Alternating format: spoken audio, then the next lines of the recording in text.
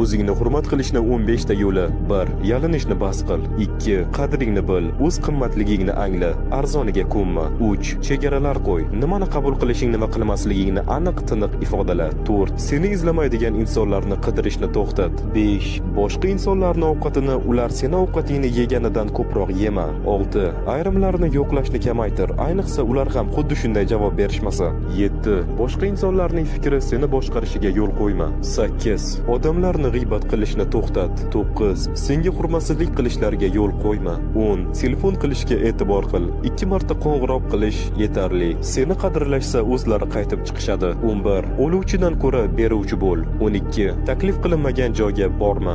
13. Odamlarga ular munosib bo'lgan tarzda munosabatda bo'l. 14. Qiladigan ishingda yaxshi bo'l, eng zo'ri bo'l. 15. O'zingga sarmoya kirit, o'zingni rivojlantir. Agar videoni shu yergacha tomosha qilgan bo'lsangiz, kommentariyada mana bu emojini qoldiring.